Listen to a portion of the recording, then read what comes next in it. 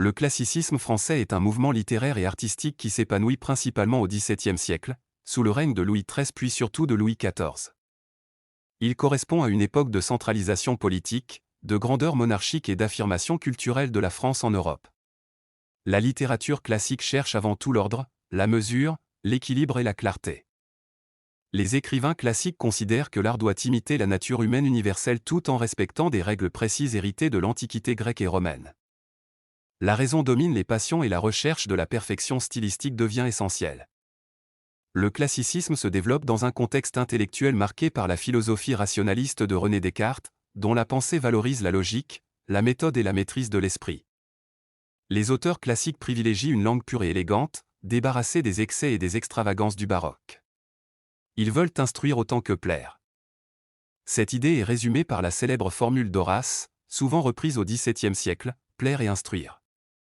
L'Académie française, fondée en 1635 par le cardinal de Richelieu, joue un rôle fondamental dans la codification de la langue et des règles littéraires. Les écrivains classiques recherchent une harmonie fondée sur le respect des convenances et de la vraisemblance. Les personnages doivent agir conformément à leurs conditions sociales et les événements doivent sembler crédibles aux yeux du public. Le théâtre occupe une place centrale dans la littérature classique. La tragédie et la comédie deviennent les genres majeurs de cette époque. Pierre Corneille est l'un des premiers grands dramaturges du classicisme. Dans ses œuvres comme le Cid, Horace ou Cinna, il met en scène des héros confrontés à des conflits entre passion et devoir. Les personnages cornéliens incarnent souvent la grandeur morale, le courage et le sens de l'honneur. Le Cid provoque une célèbre querelle littéraire, car certains critiques reprochent à Corneille de ne pas respecter parfaitement les règles classiques, notamment les 3 unités. Ces règles du théâtre classique sont inspirées d'Aristote. L'unité d'action impose une intrigue principale unique. L'unité de temps exige que l'action se déroule en moins de 24 heures. L'unité de lieu limite l'action à un seul espace. À cela s'ajoute la règle de bienséance, qui interdit de montrer sur scène des violences choquantes ou des scènes considérées comme indécentes. Jean Racine représente l'apogée de la tragédie classique. Dans Andromaque, Britannicus, Bérénice, Phèdre ou Athalie, il explore avec une profonde finesse psychologique les passions humaines, notamment l'amour, la jalousie, la culpabilité et le destin. Chez Racine, les personnages sont souvent prisonniers de leurs sentiments et avancent vers une catastrophe inévitable. Son style se caractérise par une grande pureté, une musicalité remarquable et une sobriété expressive qui renforcent l'intensité dramatique. À côté de la tragédie, la comédie connaît un immense développement grâce à Molière. Auteur et comédien, Molière critique les hypocrisies sociales, les défauts humains et certains travers de son époque.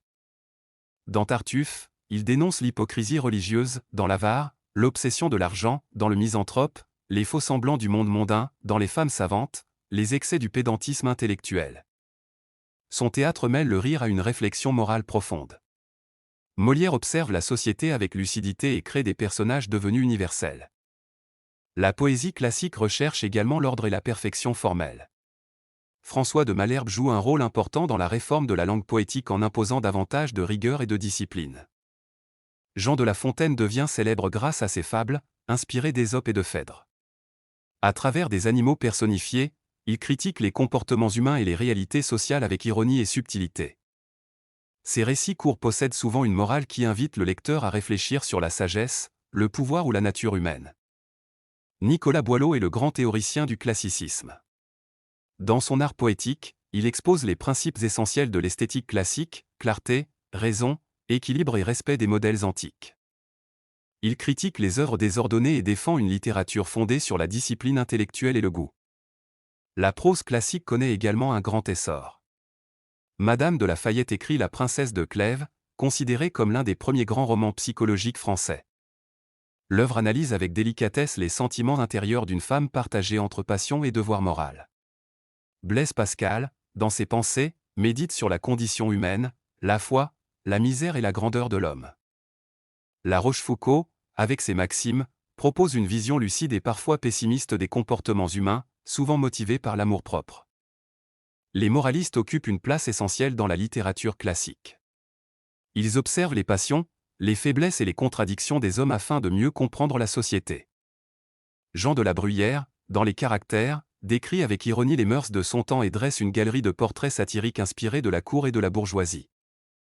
Le classicisme français exerce une influence immense sur la culture européenne. Il devient un modèle de raffinement, de discipline et d'élégance littéraire. Même après le XVIIe siècle, de nombreux écrivains admirent la pureté du style classique et son souci de l'universalité. Cependant, au XIXe siècle, les auteurs romantiques reprocheront parfois au classicisme son attachement excessif aux règles et à la raison. Malgré ces critiques, le classicisme demeure une période fondamentale de la littérature française. Il a produit des œuvres majeures qui continuent d'être étudiées et représentées dans le monde entier. Par son exigence esthétique et sa profonde réflexion sur la nature humaine, il constitue l'un des sommets de la culture française.